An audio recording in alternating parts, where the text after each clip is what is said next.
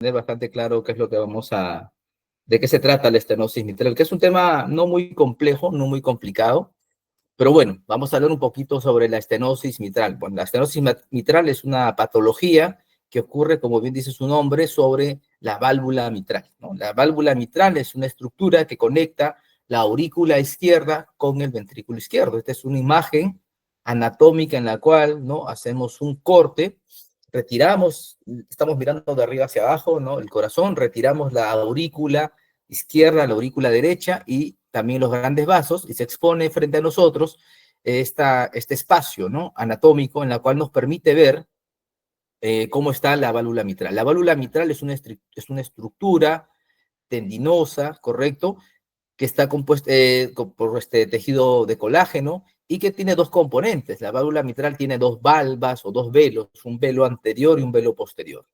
Esta estructura, evidentemente, en las diferentes etapas del ciclo cardíaco, va a cumplir un rol fundamental, dado que va a permitir el paso de la sangre de aurícula izquierda a ventrículo izquierdo.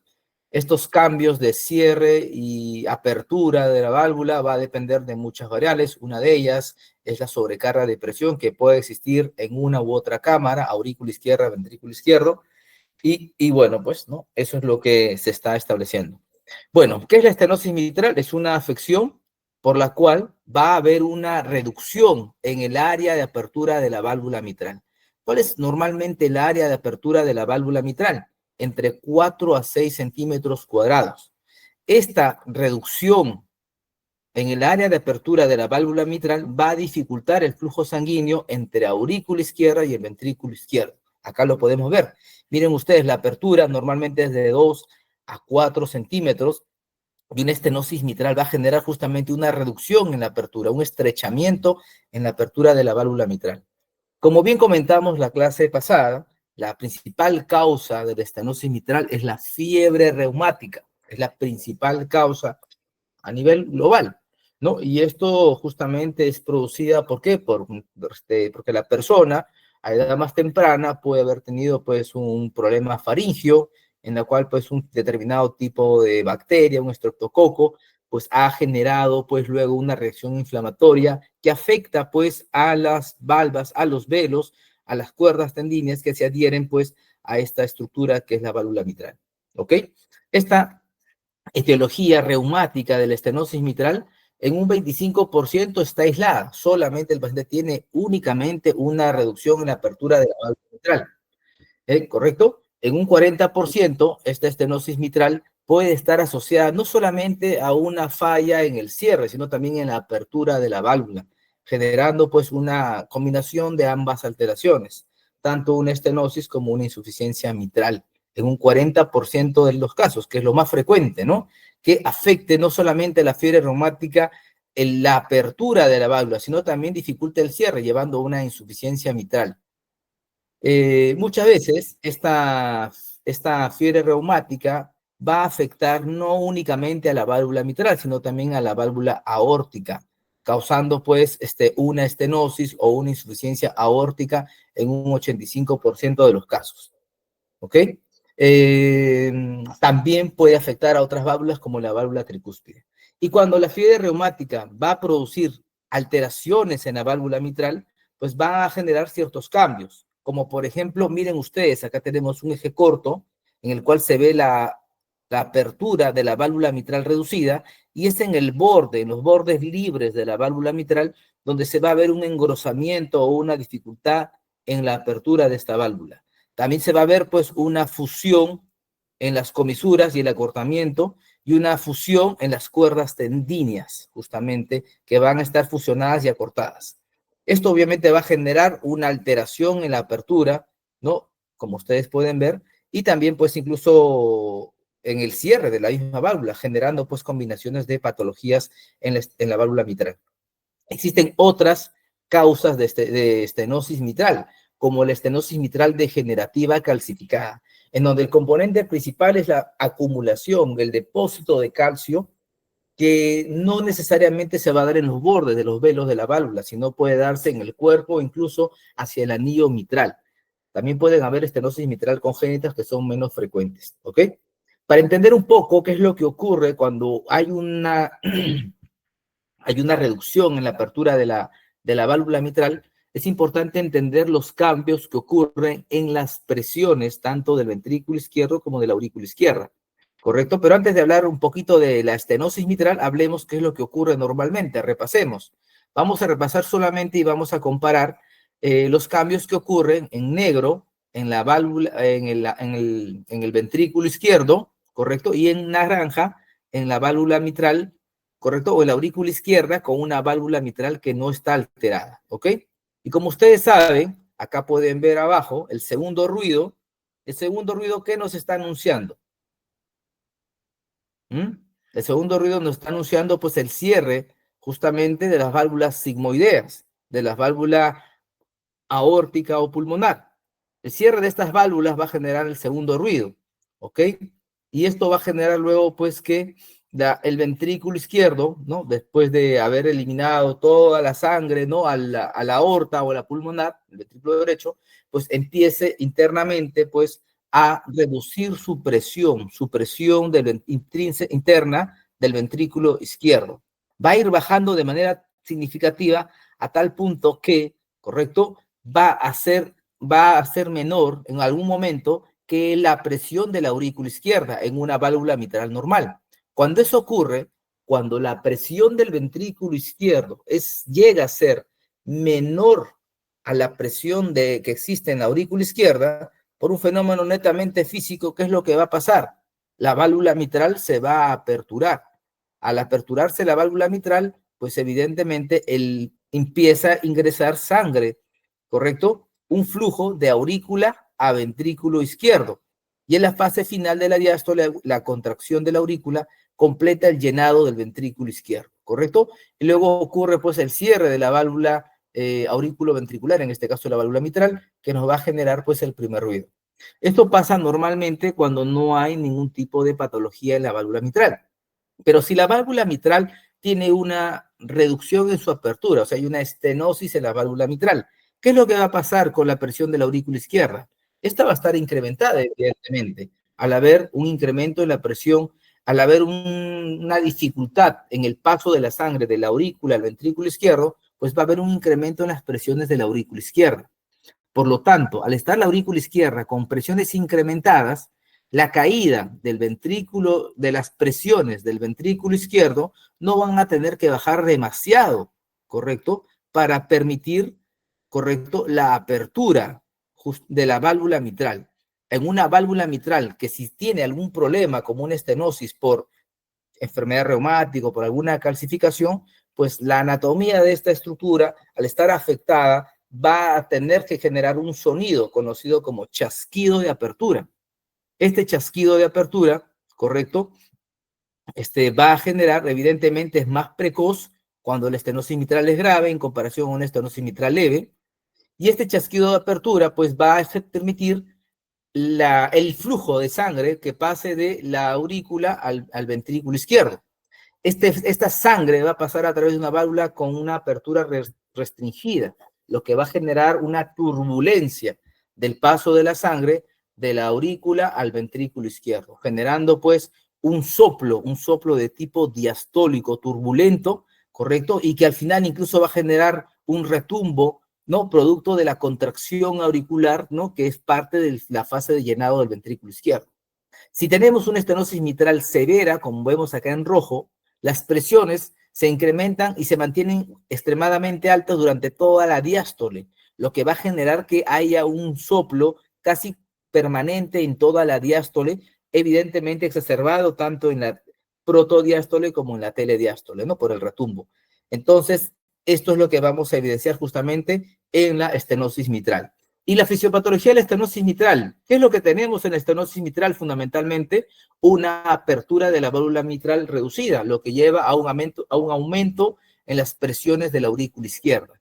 Al tener una aurícula izquierda con presiones incrementadas, pues lo que vamos a tener son dos fenómenos, que la aurícula izquierda empiece a crecer, a dilatarse. Y por otro lado, que las presiones retrógradas a la aurícula izquierda empiecen a incrementar, como ejemplo, un aumento en las presiones de capilares pulmonares, que aumentan de manera significativa, llevando a una congestión pulmonar, generando, si esto es crónico, una hipertensión pulmonar, una sobrecarga del ventrículo derecho, llevando a una insuficiencia tricuspidia, ¿correcto? Este incremento de las presiones de la aurícula izquierda van a generar un crecimiento de la aurícula izquierda. El crecimiento de la aurícula izquierda, ¿qué va a generar? Arritmias como la fibrilación auricular. Y evidentemente estas arritmias y además el crecimiento y la éstasis que se puede generar en una aurícula izquierda severamente dilatada va a llevar a la formación de trombos y esto a la generación de embolizaciones a diferentes niveles. Finalmente, al estar la aurícula izquierda severamente dilatada, esta puede comprimir el nervio laringeo recurrente, generando disfonía en el paciente. Entonces empiezan a aparecer una serie de síntomas en el paciente, producto de un incremento en las presiones de la aurícula izquierda y por lo tanto retrógradamente, llevando a falla izquierda inicialmente, como ustedes pueden ver, disnea de esfuerzo, ortopnea, disnea paroxística nocturna, edema agudo de pulmón, y con el paso del tiempo, si esta enfermedad se cronifica, nos va a llevar a una falla derecha porque va a generar hipertensión pulmonar, sobrecarga de presión del ventrículo derecho, insuficiencia tricuspidia, falla derecha, ictericia, edema de miembros inferiores. ¿Ok? Entonces, con toda esta información, el cuadro clínico pues, de la estenosis mitral suele generar primero síntomas de falla izquierda severa, disnea o disnea, hemoptisis, palpitaciones, episodios de embolia, como hemos comentado, disfonía por el síndrome de Horner, ¿no? Secundaria a compresión del nervio laringeo recurrente izquierdo por la aurícula izquierda severamente dilatada.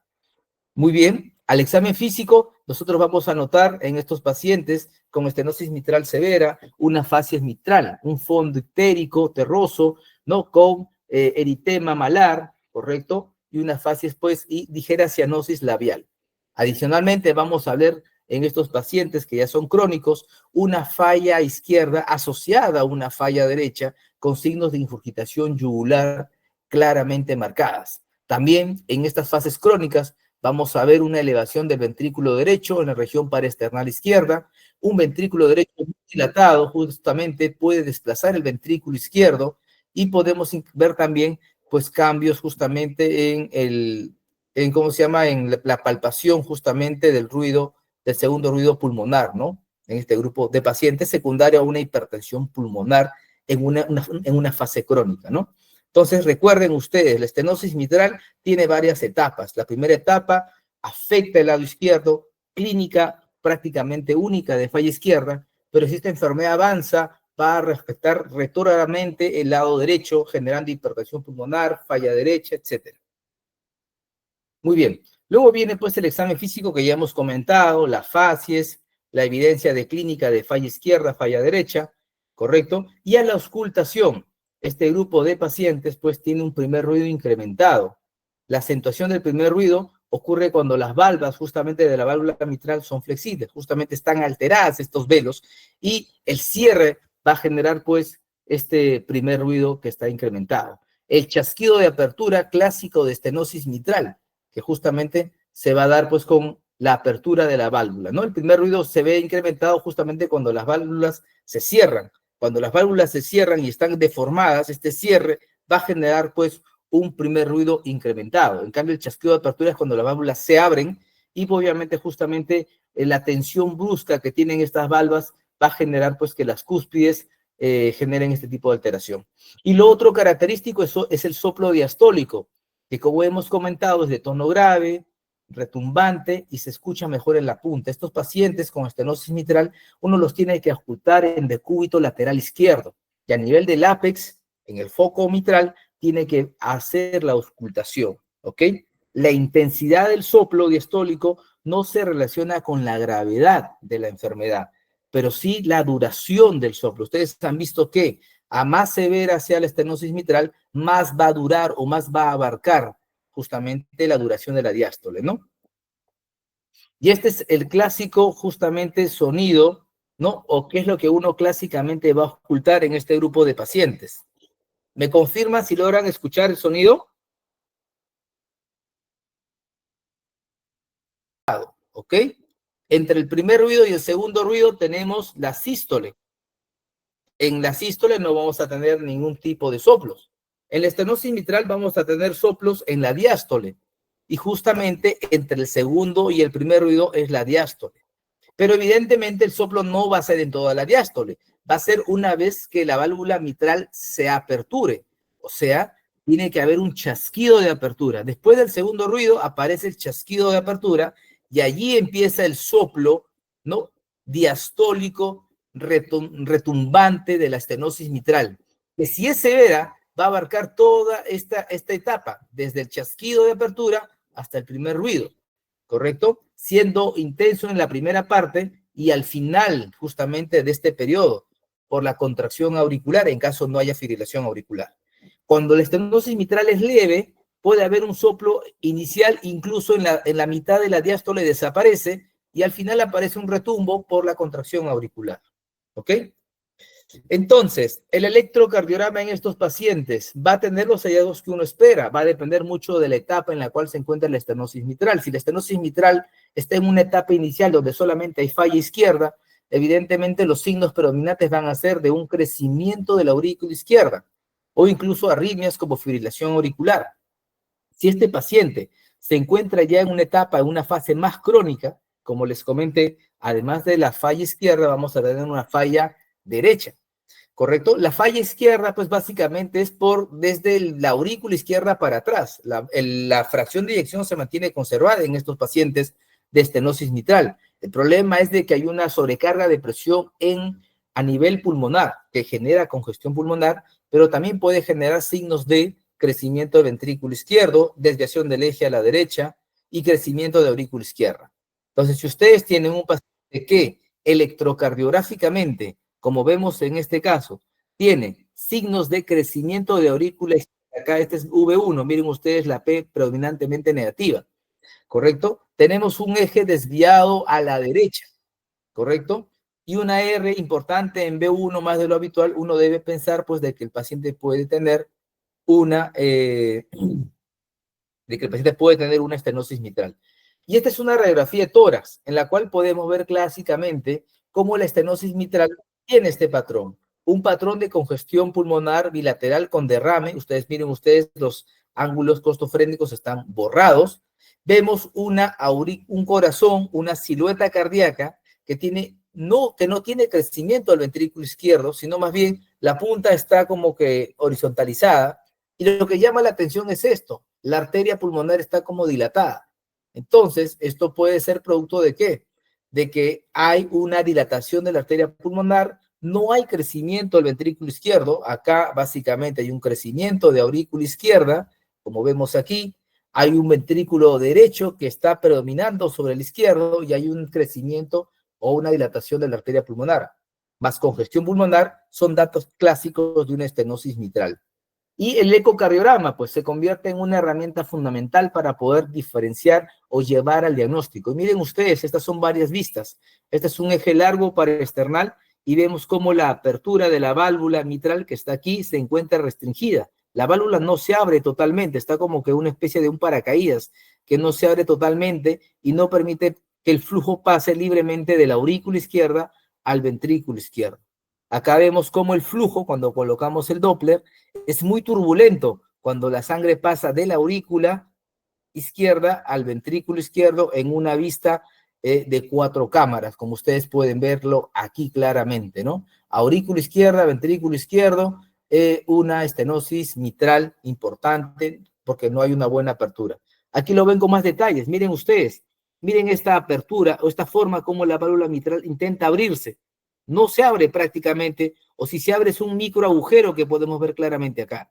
Aquí en un eje corto, miren ustedes cómo los bordes de esta válvula mitral que se abre están totalmente engrosados. Sugiere que el origen de esta estenosis mitral es de tipo reumática, como les comenté. Acá de igual manera, miren ustedes otro ejemplo de una estenosis mitral de origen reumático, como los bordes se encuentran fusionados, ¿correcto? Como los velos están fusionados y los bordes libres están engrosados. Entonces, la estenosis mitral puede tener diferentes formas de clasificación, ¿correcto? Algunas son estenosis mitrales graves, ¿no? Cuando el área es menor de 1.5 centímetros, algunos pueden ser asintomáticos, otros pueden ser sintomáticos. evidentemente, pues esto va a definir el manejo de los pacientes. Y el manejo de los pacientes, básicamente, es el manejo de la insuficiencia cardíaca. Aquí, como hay una sobrecarga de presión a nivel de la presión capilar pulmonar, los pacientes hacen congestión y por lo tanto hay que dar diuréticos. En algunas ocasiones tenemos que dar betabloqueadores para poder mejorar el llenado del VI o también para poder controlar arritmias como fibrilación auricular en caso de estos pacientes presenten. Y el otro escenario es la predicción de eventos tromboembólicos, ¿no? Y para eso, en pacientes con estenosis mitral moderada severa, la única manera de prevenir eventos tromboembólicos es dando warfarina. Y aquí tenemos dos escenarios: pacientes en quienes se les ha documentado fibrilación auricular o en quienes no se les ha documentado, pero la aurícula está pero tan dilatada que se requiere tomar acciones de prevención de eventos tromboembólicos sin documentar fibrilación auricular. ¿Correcto? Y finalmente les voy a hablar un poquito del manejo, una pincelada de lo que ustedes ya van a ver seguro cuando estén en medicina interna. Aquí es fundamental para el manejo de la estenosis mitral reumática el área de la válvula mitral. Si la válvula mitral tiene un área menor a 1.5 centímetros cuadrados, pues evalúen el caso para definir cómo vamos a manejar. Si el área de la válvula mitral es menor de 1.5 centímetros cuadrados y el paciente es sintomático, pues tengo que valorar si tiene alguna contraindicación para que esta restricción en la apertura de la válvula lo pueda tratar de manera percutánea, ¿correcto? Si tiene alguna contraindicación, evidentemente, pues el tratamiento será quirúrgico. Si el paciente no tiene contraindicación, ¿correcto? Y al contrario, tiene un mayor riesgo quirúrgico, en ellos hay que hacer un tratamiento percutáneo. Hay que hacer una dilatación con balón sin corte, sin una esternotomía. Acá hay que hacer un procedimiento percutáneo. Si la anatomía de las válvulas, ¿correcto? Y la clínica del paciente es favorable justamente para una intervención percutánea, pues evidentemente vamos a preferir esto. Pero si el paciente no tiene características clínicas favorables, por ejemplo, es un paciente pues que tiene una puntuación ecocardiográfica mayor a 8 y una serie de cambios bastante complejos, pues probablemente irá a una cirugía, ¿no? Acá es un índice ecocardiográfico de Wilkins que nosotros evaluamos para ver las características tanto en la movilidad, en el engrosamiento de los velos, en la calcificación y el aparato subvalvular. De acuerdo a estas características ecocardiográficas, nosotros establecemos un puntaje, ¿no?, para cada una de estas 4 categorías. Y en base a eso definimos si el paciente es candidato o no a una comisurotomía mitral percutánea, que es una de las formas como tratamos la estenosis mitral. Este es un procedimiento percutáneo, no es un procedimiento quirúrgico, no hay que hacer una esternotomía, ¿correcto? Este es un procedimiento en el cual ingresamos por la ingle, claro, unos catéteres, llegamos a la aurícula derecha, hacemos punción transeptal, entramos a la aurícula izquierda, atravesamos esa válvula mitral restringida en su área y luego la dilatamos con un balón. Esto ha sido efectivo o es más efectivo en pacientes que tengan una puntuación, ¿correcto? Miren ustedes, que sea pues bastante baja, menor a 8 puntos. En este grupo de pacientes, la sobrevida, ¿correcto?, es mucho mejor que aquellos que tienen menos de 8 puntos, ¿correcto? Pero más de 8 puntos. Entonces, este score es fundamental, porque si mi paciente tiene un score o índice ecocardiográfico de Wilkins menor de 8, voy a preferir la comisurotomía mitral percutánea. Pero si tiene más de 8, pues evidentemente tengo que buscar otras alternativas como el tratamiento quirúrgico, como acá estamos mostrando, ¿ok? Entonces, esto es lo que les quería mostrar a ustedes sobre estenosis mitral.